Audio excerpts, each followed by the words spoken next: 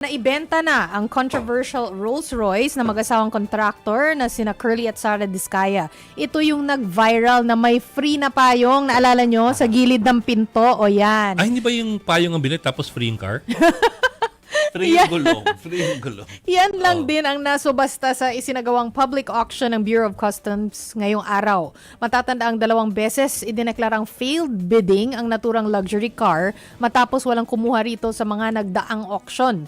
Nabilihan ng lone bidder na founder at CEO ng Igorot Stone Kingdom na si Pio Velasco. Bukod kay Velasco, may 2 pang bidders na nakapag-submit ng documents at nakapagbayad na rin daw ng registration fee.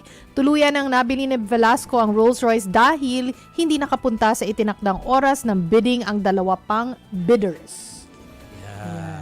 Okay. So, teka, di ba Magkano pumunta bilhin ka ng Baguio recently? Pumunta ka ba doon sa parang ano na Sa yun? Mga Igorot stone something na yun? Hindi, pero I've seen photos. Some say kasi it's a cultural tourism site. It doesn't Hindi ko ma-connect eh. Hindi ko ma-connect sa Igorot culture yung mga stone. Although I do understand, yung Igorots are known for or at least Cordillerans are known for mining, di ba? Yes. They dig through rock eh. Yeah. I think gumawa sila ng ganun. More of yung area na yun kasi maganda yung view eh. Oo. So baka yun yung tuntungan. It's a view deck for most tourists. Hindi yung concept na may cultural connection dun sa mga tribe. So, well, kung gusto niyo kasi di ba usually pag paakit ka ng Baguio, may kanya-kanyang view deck yung bawat turn ng di ba sa highway. So, they're crazy about that sa norte. It just looks a bit alien, but I don't know if I don't Paano know, alien, Bok? alien to the culture. But I don't know if the Cordillerans agree with me kasi parang it looks so out of place in a way.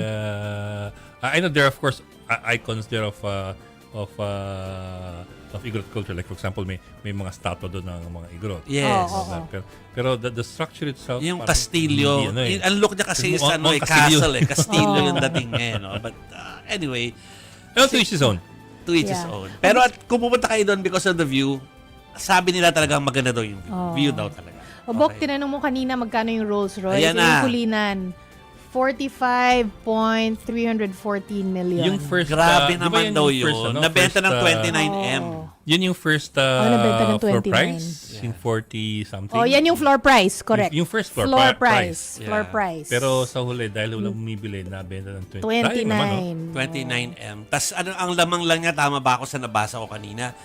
Around thousands lang yung lamang niya dun sa isang bidder. Yeah. Anyway, Lamang sa bid mo I ng won't- ilang libo lang. I mean, kahit na natutuwa akong tignan yung kotse na yan, parang ang hirap ng niyan eh. No? Saan ka paparada? Tsaka yung maintenance mo.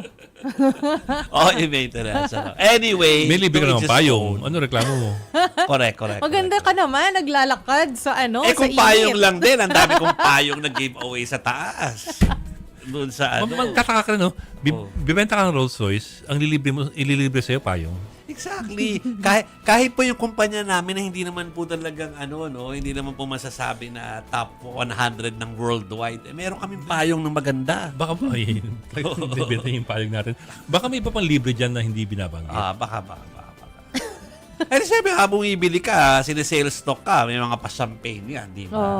Noon, sa first time mong bibili, ganun. Alam ko may mga ganun. Yung mga high-end showroom. na, high-end cars. Anyway, hanggang panag-ibig, ako naman basta hindi nasisira ang kotse ko, okay na ako kahit nasa Basta concern mo lang, gets you from point A to point B. Yes, Okay na yun. yes. Oo. Na may aircon. Na may Okay. aircon kasi mainit sa Pilipinas, syempre. Ito, isusunod ko na to ha, kasi baka sabihin natin binabalita.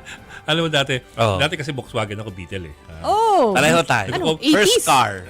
80s. Brasilia, ikaw Beetle. Bida talaga akong Brasilia. Kapag ako sa Brasilia. Malacanang. So every day, every morning, I drive from QC to Manila, Malacanang. Yeah. Oo. Over.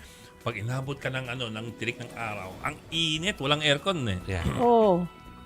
So, meron akong maliit na lata. Kasi yun na, fan yun na. Fan. Oo. Oo, fan. Oo. Okay. May maliit akong lata ng fire extinguisher. Okay. Oh. Alam mo, that's CO2 eh. Yeah, Ang yeah, CO2 yeah. kasi is under pressure. Pag i-release mo CO2, yung biglang expansion ng CO2, lalamig. Oh, Yeah. okay. Oo. So, ginagawa, pag sobrang mainit na talaga, igaganon ko sa Sa pulse. wrist, oo, Sa pulse. oo. Dito yung ugat mo Pulse eh. point, oo. Oo. Iwiwisik ako ng gano'n ng fire extinguisher. Parang, ang lamig. Ay, ang sarap. Ang lamig-lamig. Ito yung Beetle na yung engine niya nasa Nasa likod. Yes. Oo. Actually, I mean, I'm sure sanggol pa si Chiki or whatever. Baka nga wala pa siya sa mundong to.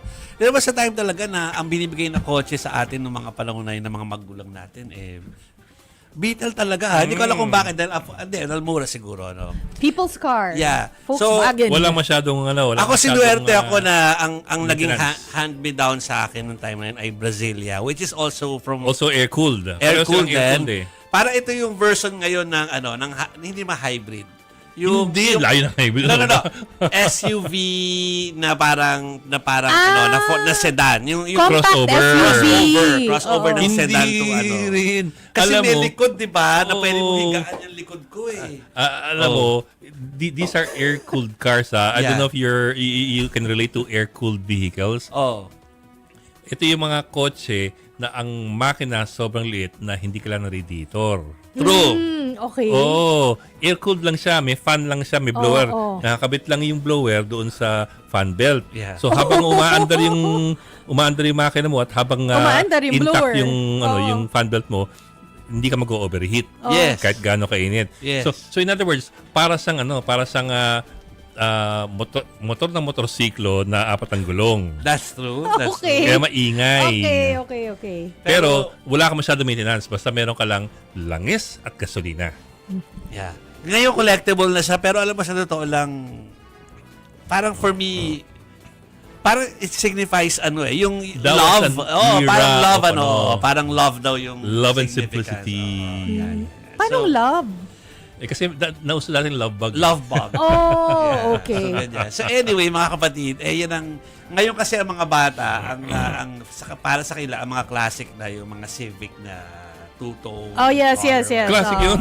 Oo, yung mga Hindi, 90s sa na generation Civic. nila, sa generation Mga nila. 90s na Civic. Pero tayo kasi talagang iniisip natin talagang yun Oo, tapos of our yung youth. baterya nandun sa ilalim ng Sa'yo. ilalim Sa'yo. ilalim ng silya ng nasa likod mo. ganun nga, nandun nga, inside, yes. So dapat parating may rubber na takip yung baterya kasi right above it is the seat na may metal springs. Oh, okay. Pag may nakaupo tapos wala yung rubber matting dun sa top ng battery, mag-short circuit yung positive at negative. That's true. Nangyari sa akin, may mga pasero ko, lasing kami, may mga pasero kong kapwa reporter sa Malacanang, biglang lumiyab ang likod.